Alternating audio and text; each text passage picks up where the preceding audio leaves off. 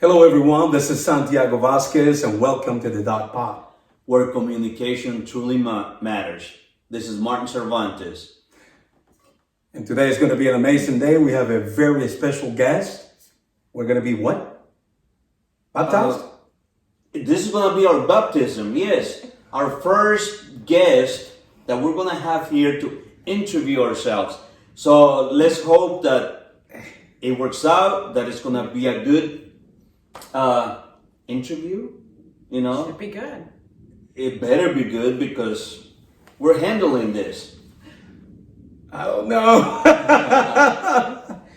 Well, I'm excited because our special guest today, before I mention her name, I've been knowing her for quite a while. And for those of you who don't know, I happen to be a retired police officer with the Kansas City, Kansas Police Department. Very honored, very proud of the fact that I served 27 years of my life with the Kansas City, Kansas Police Department. And without further ado, with us is... No, hold on. Why do you get to introduce her? Well, I don't know. Well, You can introduce her. well, we didn't talk about this. It doesn't Right. matter. Well, I guess We don't have to argue. It's all about communication. communications. This is what we're all about, communicating. So what are you arguing? I'm not. It's all yours. Oh, well, thank you. Thank you, sir. Without further ado, Captain Brittanie Pruitt. Hello. Thank you, everybody, for joining us tonight. I'm Captain Brittanie Pruitt with the Kansas City, Kansas Police Department, and I am currently the commander over our community policing unit as well as our traffic division. I came on the police department in 2007. I'm originally not from Kansas City, Kansas. I'm actually originally from a small town just west of Wichita. Came up here, I graduated from K-State, immediately started the police department. I was actually recruited at a recruitment fair at K-State by a few officers that are still here. And so that's kind of how I ended up here in Kansas City. I have one question. Sure. We have an ex-police officer. We have a captain here. Do you happen, or do you think about running our names before you came here to make sure that you were safe, that you were not walking into some crazy place that... It's a good thing that I think I know both of you at least Oh, a little bit, okay. right? I think we're all safe, right? We are. I was going to say, you Okay. you set up the That's gonna interview. scare me. Well, I just want to make sure that we're doing it right, you know, Hey. and that we're clean. Clean and we're all safe. We're all good to go for tonight. So Yes. since 2007. Yes, 2007. Okay. Yes. Now, obviously, and I say this in a good way, you are most definitely the future of the police department. You are also this break away from what used to be an anomaly. Because I remember when back in the day, if you saw a female of the rank of captain, before captain, if we had lieutenants, or anyone that made it to the rank of major, if you were a female and you made it to the rank of major, it was like, whoa. It was almost like you really had to work 3, 4, 5 times harder than the men. I don't mean that in a bad way. Nope. No. You know, Yep. but you really have to prove yourself to get to that rank,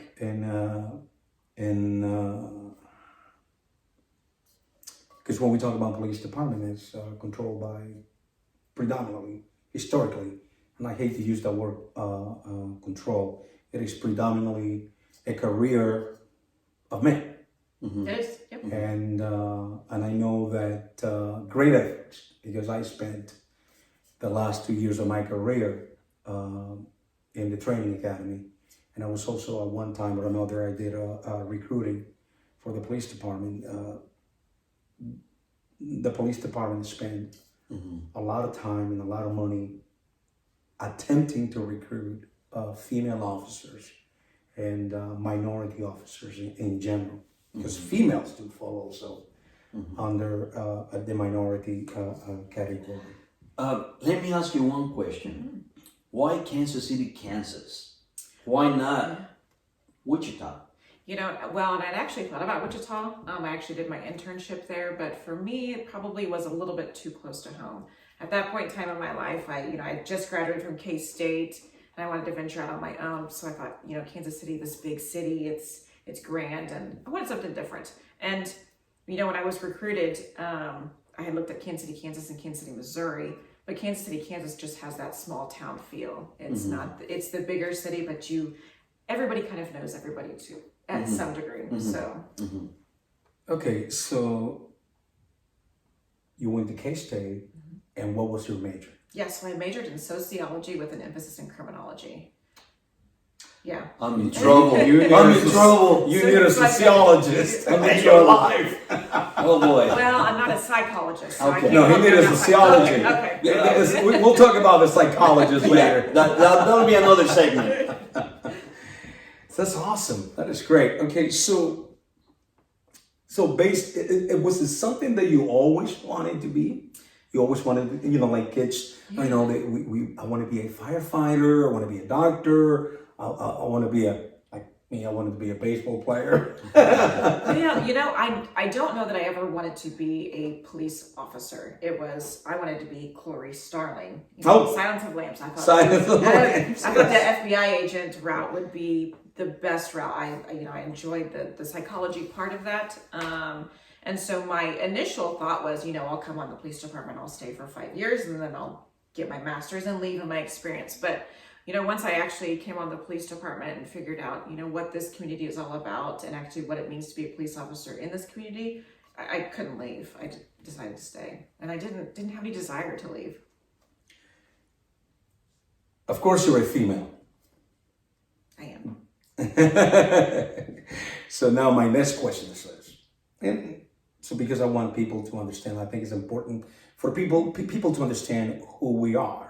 Like we mentioned before, I was born and raised in Venezuela in our first video podcast that we did. And very proud to be an immigrant, very proud to be a citizen of the United States. Tell us a little bit about your cultural and background, your ethnicity. Yes, so my dad is half Hispanic, and my entire dad's side of the family, his dad was actually from Mexico. They came over when he was, I want to say grade school age, and then married my grandmother, and then had kids. So my dad is one of 3, but my grandfather's one of 9. And so all grew up in Wichita. Oh, wow. But yes, everybody's from, on my dad's side of the family, from Mexico. So yes, I enjoy getting back to go home and seeing that side of the family, that being able to go back and actually see part of my heritage, through my family reunions. I may not get to see that part every day just because I don't, I don't live that, but I do enjoy going back and seeing my family. Now, do you know what brought your family from Mexico to the U.S.? And so I know that for my grandfather it was for work, of course, it's I think better having a better life for your kids, and I knew that was exactly what they wanted. We're very familiar with that. Yes. You're living Very proof familiar. that it can happen. If we set our goals and our mind and our hard work and dedication to making a difference and do better for ourselves. What inspired you to become a police officer? I mean, what says to you, this is what I want to do? I want to be a law enforcement agent. In particular, since you wanted to be like Clarice, you wanted to be possibly. Yeah. I'm glad you stayed with us instead of going, no disrespect to the federal agencies out there. Instead of becoming a federal agent, becoming a local police officer. So, in Kansas City, Kansas, we're required to live in Kansas City, Kansas, or Wyandotte County. And so it's actually being able to help your next door neighbor. It's being able to actually see an impact that you're making, or, just getting out and involved in the community and seeing the difference that you're making. that is what keeps me going back every day. It's being able to make that positive impact and have my kids being able to grow up here in a city that I live and work and be proud of it. I think that that's something, probably the biggest part is, actually getting to see our work in the community come together and work with the police department and actually make it better for everybody who lives here. Mm-hmm. And as our goal is to communicate with the community. And this is one of the reasons why we have you here, because we want our community to know what the community policing is doing in our community. Going around different neighborhoods, helping in different with different agencies. Can you maybe touch a little bit on that? What's the community policing doing? How do you define, number one, how do you define this acronym COPPS or COPS? Or sometimes it's written with only one P instead of the two Ps. But what is community policing? So I think community policing, I would say that's almost the core of the police department, in regards to, having the police department work with the community. Our sole purpose is to engage the community and to work together and to actually either solve problems, come up with solutions, and actually, and try to shine a positive light on the police department, that we don't just go out every day and arrest people, or we don't go out every day and try to, take kids away, or whatever, people may think that we do. We actually go out and try to make a difference. Either that's getting into the schools, and interacting with the kids, reading to them, or that could be anywhere from fixing somebody's, broken sink, or, redoing some of their house. So we do a lot in the community that people probably don't know about. Well, I have to interrupt. You mentioned fixing a house. Yes. Oh, sink. yes. I do have a list. Add it to our to-do list. Okay. Yes. So should I just email it to you, text it to you, or? You know what? God is busy answering a lot of prayers. Okay. Like first my prayer about winning the lottery. Don't forget me, Lord. Get a ticket and wait. But I do have a honey-do list that maybe we the can police help out department with. can help me out with, No, right? you have an able body. Okay, thank you, sir. But yes, we do. I mean, that's part of our, one of the initiatives that we help out with is called Christmas in October. And that is actually, we go out and find homes that are in need of some repair. And the Christmas in October actually funds it. And then my officers actually do the repairs. Oh, wow. And so we try to help those who can't help themselves. We find a lot of elderly individuals who, otherwise could possibly lose their home because of codes violations, or because of, it's a complete, the roof there's holes in the roof, or, the front porch may collapse, need painting. We go out and, we typically find 2 or 3 houses that are in need of repair, and then we fix them. Okay, I want to touch a little bit more on that, but before we go on, you are the commander. Yes. How many officers are under your leadership? Yes. So typically speaking, we are very short-handed right now. I would say that we typically have around 20 officers, community policing officers. But right now we have 12, but I also have 3 sergeants as well. So all of my officers will cover a district that's in Kansas City, Kansas. So you could anticipate seeing a community policing officer, one that's assigned for each district within Kansas City, Kansas. So we're talking about 20 districts. 20 districts, 20. yes. Yeah. 20 districts. Yes. I'm assuming because you have shorthanded, Or short. you have some officers covering 2 or possibly even 3 districts? Yes. Yeah, so, it's one of those things. It's unfortunate right now we are very short-handed, but, I can guarantee the public that, an officer is in that district covering it. And, we've got 3 sergeants as well. So, just because I may not have an officer in every single one right now doesn't mean that we still can't make sure that everybody's taken care of. Correct. Now, how many under this umbrella that you call community policing? You have your community policing officers. What else is under that umbrella of community policing? Yeah, so we have our PAL, which is our Police Athletic League. And with that, I've got 2 officers that are involved with that. We've got about 800 kids signed up with PAL, and so that is part of our community policing. I also have 3 SROs that are at Bishop Ward, Piper, and Turner. And then I also have our CIT officer is also kind of under our umbrella. I see her day-to-day activities, but she does work a lot with our community policing officers. Question. Yeah. What's CIT? Yeah, so it's our, she is trained to help out those that are, in mental crisis, and those that, may need some assistance in regards to making sure that they can operate day to day. So they're the ones that we see in crisis typically. Yes. So you have one officer. I have one officer for that. And then also somebody that works with Wyandotte Center that comes out with us as well. So. Okay. So somebody that is actually specializes in crisis intervention. Correct, yes. And I don't want to make an assumption, and I think I already know the answer. However, police work evolves and evolves through the years. Tell us a little bit about why was CIT, this program, created? Yeah, so we saw dealing with people who are in crisis is completely different than having a conversation with somebody on the streets. Unfortunately, there are times when individuals are, have a chemical imbalance, are off medication, and they require, a different approach, I would say. Yes.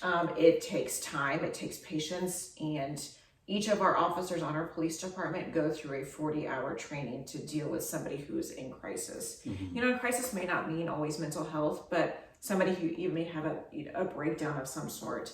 It's taking that time and understanding what that person needs and how we as a police department or how us as an officer that may be on that call, what the best course of action is and how to properly, respond to them without what somebody may think of as a typical response as a police officer of handcuffs and using force.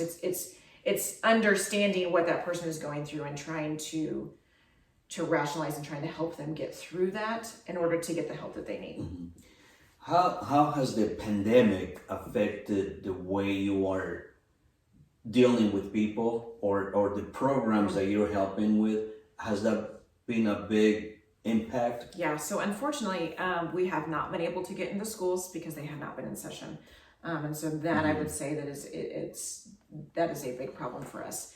And then all of our community groups, we have not been able to meet. Some have been able to meet via Zoom. And so we can kind of give them updates and talk about, issues and problems and stuff that are in the neighborhood. But having that face-to-face contact is so much more beneficial than trying to have conversations over the phone or, via Zoom. I live on Zoom a lot now. So you live on Zoom now? I live on Zoom. That's amazing. Yes, That's yeah, incredible. that's my everyday That's very important. I mean, technology. It is, just like this. We're There we able go. to. Yes. Yeah. I mean, it has been a good thing It has. with Zoom and all that for us, in order for us to stay in touch with people. But also because of what I do, I work for the school district and I mentor a lot of at-risk youth. And I spend a lot of time in the juvenile detention center in the schools. A lot of times they don't want to talk and be loud because of privacy issues. They want to have that one-on-one conversation, and I can understand that. But Zoom has been, or our cell phones, FaceTime and all that has been really a lifesaver a lot of times. Oh, I agree. It's not the same, but it has helped us to continue and stay in touch. Yes. You No, I know, agree. I was actually this past summer, last year, I was actually training with people from all over the world, martial arts training, because I do martial arts via Zoom. It's insane because the dojo, I had to shut down my dojo, and it was almost to the point where it was to the brink of shutting down, but thank God we came back. So the human touch, and again, one of the purposes of our show, like that Marty and I decided to do is to, no matter who we talk to, we want to express the human side. And we live in a world in which we're constantly putting fingers at each other, and I've been guilty of that. So I apologize for that, for being a sinful person. Dear God, forgive me. Going back to CIT, I think it's very important.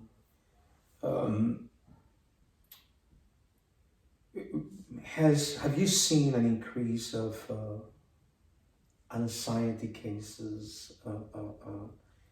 How is this affecting Mental health. the mental health Oh, of the people? yeah. So I would say that I can see a direct correlation, especially with mental health, those in crisis and those who are unsheltered, our homeless population. Unfortunately, people are losing their jobs. People are not able to keep shelter over their heads, which means maybe they're not able to get their medications like they need, may not have the transportation. And so we're seeing an increase in individuals that we are coming into contact with that are out on the streets and have the mental illness. I think that's a large component of what we're seeing right now. And unfortunately, I mean, we see it in our schools, we see it with, everyday people just in general. This whole pandemic has caused, people have had to stay in their houses for how long? I was in house arrest for a year. Yes, and so, you're not socializing, Yes. you're not having, and so people are, I think it's causing a lot of issues. You mentioned the war, homelessness, and which it seems that the homelessness issue throughout the United States is increasing and increasing and increasing. And unfortunately, a lot of our homeless people, they also have mental issues. What kind of involvement, other than the CIT program that falls under that umbrella that you have of community policing, what are you doing? What is your team doing? What kind of involvement are you involving with any groups with the homeless people to at least provide some type of a shelter, to at least provide them with at least a meal a day? So we have actually formed a homeless outreach team in community policing, and my officers, we've partnered with a lot of resources within Wyandotte County. We actually go out every Wednesday, and we actually try to make contact with those that are homeless and offer resources or figure out what they are in need of. We actually can bring out a medical team to them as well and provide services them. We can bring a veterinarian that will actually come and pick up the dog. And so it's just the basics, of understanding. We need to understand why they're unsheltered, why they're homeless, what kind of resources can we offer, and can we find them housing, or can we find them some sort of shelter from the elements? So that's what we've done. And we're, unfortunately, Wyandotte County does not have a city shelter. And so our group is actually trying to determine, what Wyandotte County needs, and what our community would actually, go for. Unfortunately, it's become such a problem. We understand that, you don't know where to put them. You don't want them on the sidewalks. You don't want them on, and so it becomes difficult because it becomes a police department issue, but also a community issue. How can we help them, and how can we work together with our resources that we have to help So them? besides protecting our community, our city, our citizens, you also are involved in giving that helping hand, showing the human side. Yes. And partner up with different organizations to continue and help beyond your job. Most definitely. I think probably our biggest part of our unit is helping. That is what we go out and try to provide resources, or try to provide, assistance one way or another, using our community and using our partners to help us help them. So I think that it's a big part. I don't know, and kudos to any of these organizations that are willing to help the Kansas City, Kansas Police Department to provide Christmas in October, and to provide a good Christmas for a lot of the people that have much less than what we have. I'm assuming that your partners, a lot of these partners are private businesses, Yes. private corporations that are willing to help out. Yep, most definitely. Yeah, you've reached out to me. We've been able to provide things that, the police department's not a funding source. We can't go out and continually just hand out things. That's not so we rely on our community to help us to help others. And so I think it's been great for us to be able to connect with other outside resources. Because that's what we do. We go out into the community and we want to help. We want to make sure that. And I know that for a fact because my wife and I, we are the founders of Wine That Angels. Yes. I reached out to you asking you to help us deliver Santa for seniors. Baskets full of goodies for senior citizens. And yes, you answered the call right away. You know, they were here helping That's us, awesome. including the Sheriff's Department and the Kansas City, Kansas School Police That's Department. awesome. So, you know, it was an amazing thing for us to witness, you know, all coming together to do just one